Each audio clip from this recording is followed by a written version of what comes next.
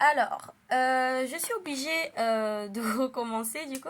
Alors, attendez, est-ce que là, le casque est connecté? Est-ce que le casque... Ah oui, c'est bon. Ok.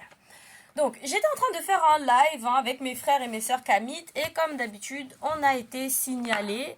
Donc, je n'ai pas pu continuer ce live-là. J'étais tout simplement en train de lire un article de National Geography qui nous apprenait qu'est-ce que c'est que le brin de momie. Le brin de momie, en fait, c'est une peinture qui a été utilisée par les Européens. Tout simplement. Une peinture à la base de cadavres de momies. Cette peinture a été utilisée entre le 16e et le 20e siècle et des auteurs célèbres comme Eugène Delacroix par exemple avec le fameux La liberté guidant les peuples que vous pouvez observer au musée du Louvre se serait servi de cette peinture. Voilà. Donc j'étais en train de lire un article très intéressant sur toutes ces choses, mais TikTok malheureusement m'a bloqué, ce qui m'oblige à reprendre la lecture du début. Le chef-d'œuvre de Delacroix aurait été peint avec des restes de momies. Pendant des siècles, les artistes européens ont utilisé un pigment fabriqué à partir de momies égyptiennes. L'œuvre de 1930, La liberté guidant les peuples, a été peinte par le célèbre peintre français Eugène Delacroix. L'artiste est connu pour avoir utilisé un pigment fabriqué à partir de momies appelé brun momie. Le tableau le plus célèbre d'Eugène Delacroix, La liberté guidant les peuples, est exposé au musée du Louvre à Paris. Inspiré de la Révolution de juillet 1930, il a été présenté comme une incarnation de l'étau national français. J'avais donc dit que l'étau national français était composé en essence de cadavres de nègres. Vu que l'incarnation de son étau national, c'est ce tableau, et que ce tableau est fait avec de la peinture de cadavres de nègres. Ça signifie bien que l'étau national français est bâti sur des cadavres de nègres. Il est constitué de cadavres de nègres. C'est ce que je comprends. Mais la liberté guidant les peuples pourrait aussi avoir été littéralement peinte avec des restes humains. Du XVIe siècle, au moins jusqu'au début des années 1900, un pigment fabriqué à partir de restes humains momifiés est apparu sur les palettes d'artistes européens, dont Delacroix. Les peintres appréciaient le brun momie pour sa teinte riche et transparente. En conséquence, un nombre inconnu d'Égyptiens de l'Antiquité passent leur vie après la mort sur des toiles, admirées à leur insu dans les musées du monde entier. Moi, j'ai déjà fait l'analyse de tout ça. Si vous voulez mon analyse de cet article, le décortiquage de cet article, avant que TikTok ne nous censure, parce que notre discours vexe les descendants des colons, notre discours vexe ces soi-disant abrahamistes là et leurs récits complètement mythomaniaques religieux, eh bien, vous pouvez entendre ce que j'ai dit. Vous allez simplement aller sur mon site internet où le live aura normalement été remis. En tout cas, il y aura tous les liens vers les articles également que je lis.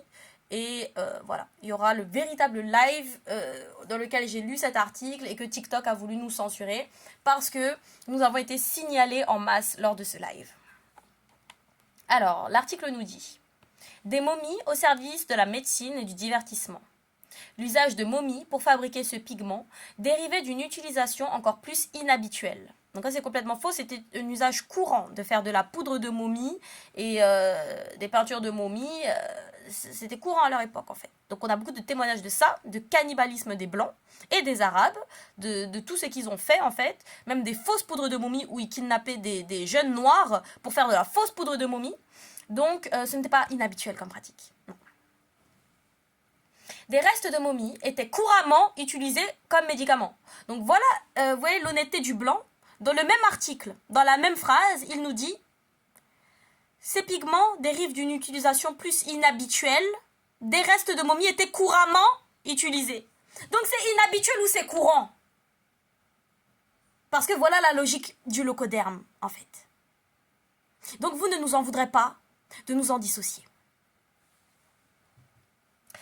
Dès le XVe siècle, les momies ont été exportées en Europe, où elles étaient utilisées pour leurs vertus supposées thérapeutique. Donc moi ce que j'ai dit c'est qu'une momie, un pharaon, étant l'incarnation du plus haut prêtre de l'État, du royaume de Kémet, du peuple kamite, c'est l'incarnation du plus haut prêtre. Ces blancs sont venus déterrer des momies pour les manger, pour faire des médicaments et pour faire de la peinture, pour les mettre dans les musées. D'accord, très bien. Mais nous, les apostats, les mécréants, les koufars, nous, ça fait longtemps qu'on demande à croire. Parce qu'on est perdu.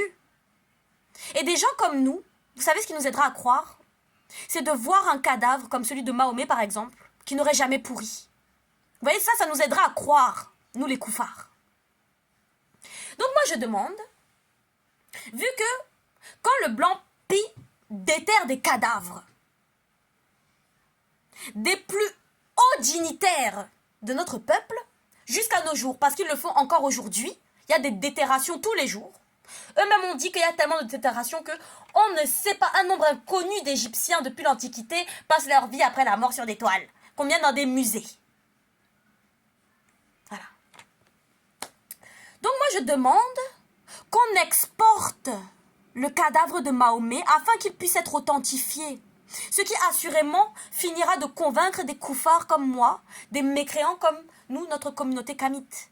Parce que quand nous aurons vu le cadavre de Mahomet, après qu'il ait été exporté, c'est comme ça qu'on appelle déterrer un cadavre. Exporté. Vous voyez? Ce sont les blancs qui ont écrit ça ici. Et qui font ça. Donc ce n'est pas moi qui ai inventé ça. Si moi vous me demandez ce que j'en pense, je vous dirais que je ne suis pas d'accord. Que c'est répugnant. Donc maintenant je demande...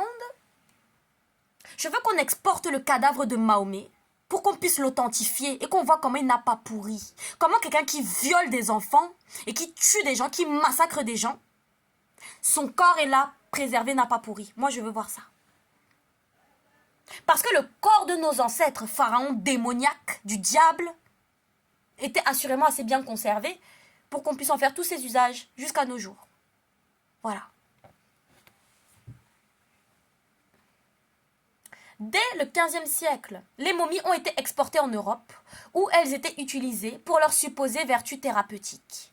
Vendues en poudre par les apothicaires, elles avaient la réputation de guérir l'épilepsie, les maux d'estomac et les meurtrissures. Donc ça, ce sont des problèmes dont souffraient les Blancs et les Arabes entre le XVIe et le XXe siècle. Vous me direz si ça a changé.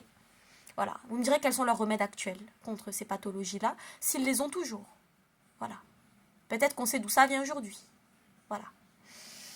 Dans son livre « L'espace de la mort », l'écrivain Michel Ragon raconte que François Ier portait ainsi toujours sur lui un petit paquet de momies pulvérisées avec de la rhubarbe, prêt à être absorbé en cas de chute.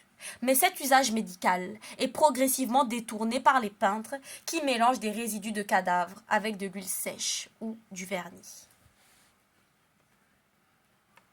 Ce qui est clair pour les chercheurs, c'est que les pigments des premiers artistes étaient dérivés de médicaments et étaient souvent vendus sur les mêmes étals chez les apothicaires européens. Et alors que la momie perdait en popularité à des fins médicales, la campagne d'Égypte, l'expédition militaire menée par Napoléon à la fin du XVIIIe siècle, a déclenché une nouvelle vague d'égyptomanie à travers le continent européen. Donc ce que le blanc appelle égyptomanie, c'est quand il vient falsifier la culture du kamite. Ce que le blanc appelle égyptomanie, c'est quand il vient déterrer des cadavres. Ce que le blanc appelle égyptomanie, c'est quand il vient consommer des cadavres pour guérir des maladies qu'il aurait. Ce que le blanc appelle égyptomanie, c'est quand il vient faire de la peinture avec des cadavres de gens. Ce que le blanc appelle égyptomanie, c'est le vol et le pillage d'objets de gens qui vivaient là tout simplement, qui ont eu le malheur de vivre là-bas et de croiser la route du blanc. Voilà ce qu'est l'égyptomanie du blanc. La falsification active de toute réalité et culture kamite du royaume de Kémet, que l'on appelle couramment aujourd'hui Égypte antique. Voilà. Donc si vous voulez en savoir plus, si vous voulez la suite de l'article, je vous invite à regarder la vidéo que je sortirai tout de suite après celle-ci. Merci beaucoup.